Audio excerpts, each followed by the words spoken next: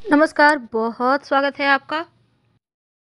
मंगलवार के दिन हनुमान जी की अगर विशेष आराधना की जाए तो जीवन से शनि दोष तो उतरता ही है, साथ ही राहु केतु भी शांत हो जाते हैं। जीवन के हर कष्ट, हर मुश्किलों से बाहर निकलने में हनुमान जी आपको मदद करते हैं।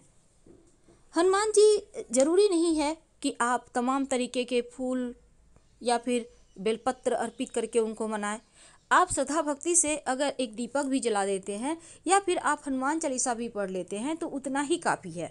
लेकिन विशेष मनोकामनाओं की पूर्ति के लिए एक छोटा सा प्रयोग अगर आप करते हैं तो जीवन के सारे कष्ट मिटते हैं। तो उनको प्रसन्न करने के लिए कुछ खास वस्तुएं हैं। आज हम आपको विस्तार से बताएंगे कि हनुमान जी को अर्पित करने के लिए एक तो पहली चीज़ होती है, आप उनको कैसे खाने पीने की वस्तु के द्वारा उनको मनाएं। दूसरी होती है कैसे आप पूजा करके उनको मनाएं।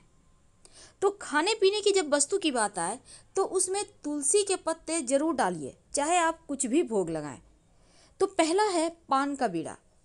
बड़े से बड़े समस्याओं से आपको हनुमान जी बाहर निकाल देंगे अगर आप मंगलवार की शाम हनुमान जी को पान का बीड़ा अर्पित करते हैं। अब ये बीड़ा कैसे बनेगा? पान के पत्ते पर आप वैसे पान वाले से भी बनवा सकते हैं, आप कोई दिक्कत नहीं है। कहिएगा सिर्फ कि उसमें जर्दा और जो चूना वगैरह होता है वो सब ना डाले, बल्कि मीठा पान सिंपल तरीके से बना दे। वैसे वो लोग बना कर देगा आपको। अगर आप घर में ही बनाना चाहते हैं तो पान के पत्ते का डंठल हटा लें। अब इसके ऊपर लौंग, इलायची, मिश्री रखें, केसर वगैरह है तो भी रख दें। पान का बीड़ा बनाकर आप हनुमान जी को अर्पित कर दें। लौंग जरूर रखिएगा। तो जो बीड़ा है, आपने सुना होगा कि बीड़ा उठाना इसका मतलब होता है कोई महत्वपूर्ण या जोखिम भरा काम करने का उत्तरदायित्व तो आपने अपने ऊपर लिया है। तो यदि आपके जीवन में घोर संकट है या ऐसा काम है जो आपको लगता है बिना भगवान के आप पूरा कर ही नहीं सकते, जब तक कि कोई दिव्य शक्ति आपके साथ ना हो, तब आप अपनी जिम्मेदारी हनुमान जी को सौंप दें पान के बीड़ा के रूप में। तो पान का बीड़ा अर्पित कीजिए और फिर देखिए मनचाही मनोकामना कैसे पूरी होती है। घर में भी कर सकते हैं, मंदिर में भी कर सकते हैं। अगर आप घर में करेंगे तब पान का बीड़ा क्या करेंगे, सवाल ये भी है। देखिए, पान का बीड़ा आज आपने अर्पित किया, दूसरे दिन आप मिट्टी में दबा दीजिए। वैसे भी आपको ये प्रयोग मंदिर में करना चाहिए, पर घर में करते हैं तो इस बात का ध्यान रखिएगा। देखिए, हनुमान जी की पूजा में लौंग, इलायची और सुपारी इसका भी विशेष महत्व है, क्योंकि लौंग, इलायची और सुपारी अर्पित करने से शनिदेव के बाधाएं, कष्ट दूर हो जाते हैं। अगर जीवन में शनि संबंधी कोई भी परेशानी है तो वो समाप्त हो जाते हैं। पर अगर कर्ज की समस्या में फंसे हैं तो हनुमान जी को मंगलवार की शाम पान का बीड़ा अर्पित करें तो राहत मिले। तो जब आप उनको लौंग, इलायची और सुपारी अर्पित करते हैं तो शनिदेव शांत होते हैं। साथ ही एक सरसों के तेल के दीपक में 2 लौंग डालकर जलाकर हनुमान जी की आरती करें। आपके जीवन के संकट दूर होंगे, धन प्राप्ति के राह मिलेंगे, जीवन की सारी परेशानियां दूर हो जाएगी। कई बार क्या होता है, धन की बहुत मुश्किलें आती है, बहुत परेशानी बढ़ जाती है, तब एक छोटा सा प्रयोग आप कीजिएगा। जब आपको लगे कि धन की मुश्किलें बढ़ गई है, किसी ने आपके जीवन में जादू मंत्र, तंत्र मंत्र कर दिया है या किसी की नज़र लगी है, तब एक नारियल ले लें, पानी वाला नारियल छोटा सा लीजिएगा। अब इस पर सिंदूर से स्वस्तिक बना लीजिए, लाल धागा बांध दें। इसके बाद इस नारियल को हनुमान जी के चरणों में रख दें और एक ही नारियल लेना है। 11 मंगलवार लगातार इसको आप हनुमान जी के चरणों में रखें, फिर उठा लें, फिर रखें, फिर अर्पित करके रख लें। तो 11 मंगलवार तक इस तरह से प्रयोग करें। अब इस नारियल को लाल कपड़े में थोड़ा सा सरसों के साथ बांधकर घर के दरवाजे पर बांध दें। तो घर में जो भी अगर किसी ने कुछ भी किया होगा तो वो वापस से उसी के पास चला जाएगा, आपका बाल भी बाका नहीं कर पाएगा। आपने सुना होगा गुड़ चने का भोग।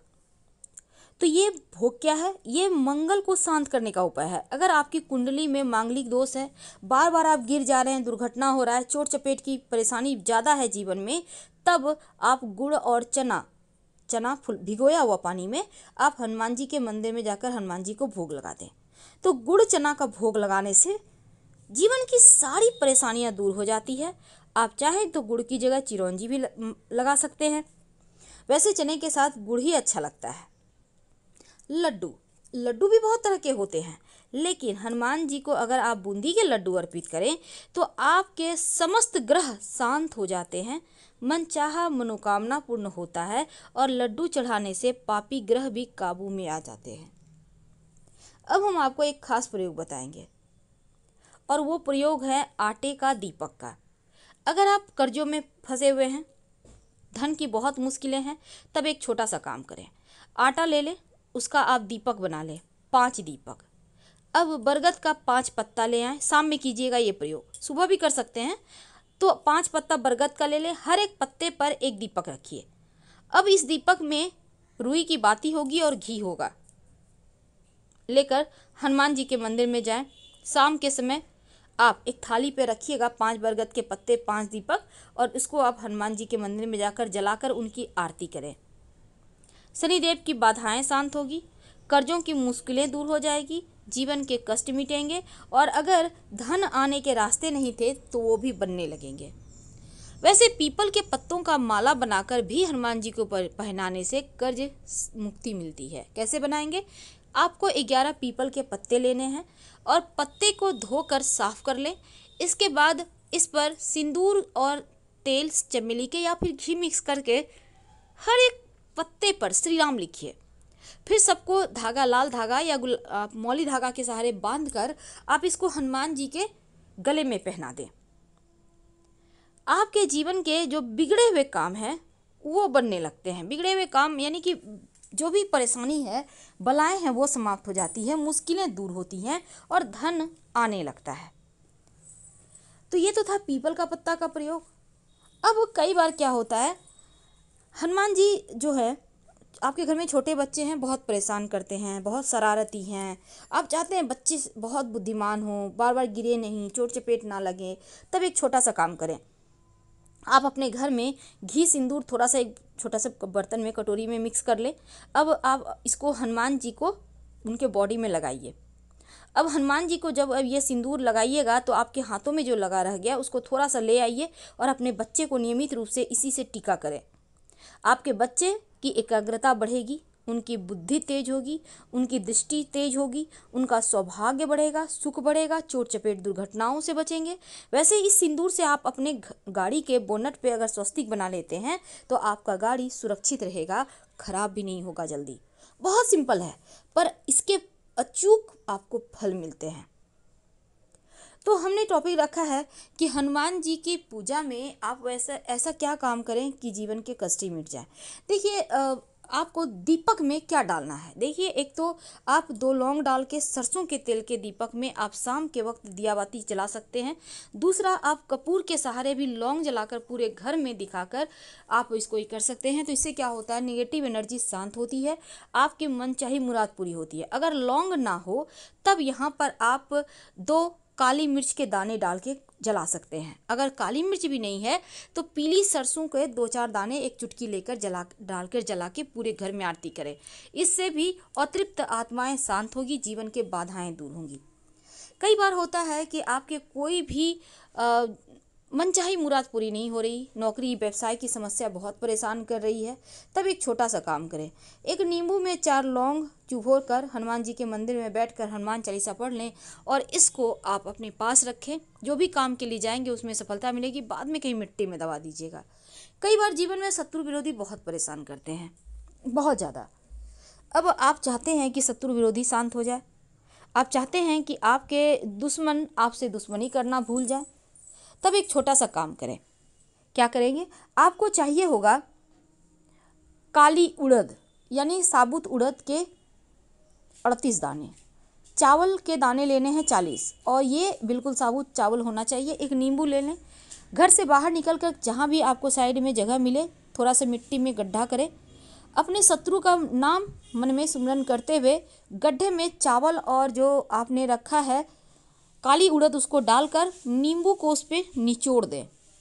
शत्रु शांत हो जाएंगे और बिना पीछे मुड़े घर आइएगा। लेकिन अगर जीवन में कैसी भी परेशानी हो, नौकरी की, व्यवसाय की, विवाह की, संतान की, जो भी मुश्किल है, आप एक छोटा सा प्रयोग कीजिएगा। एक पान का पत्ता लें, डंठल तोड़कर हटा दें, चिकना साइड नीचे कर दें, रूखा साइड ऊपर, यानी पत्ता को उल्टा करें। अब 2 लौंग इस पे रखें, उल्टा साइड ही। दोनों हाथों से लेकर बहते हुए जल में प्रवाहित कर दें। आपकी समस्या बहते हुए जल के साथ चली जाएगी। अगर बहता हुआ जल ना मिले तब किसी भी पीपल के नीचे रख दीजिएगा। हम आपसे विदा लेंगे। हर हर महादेव। जानकारी अच्छी लगे तब लाइक कर सब्सक्राइब करें, अपनों से शेयर करें और कमेंट में हर हर महादेव जरूर लिखें। धन्यवाद।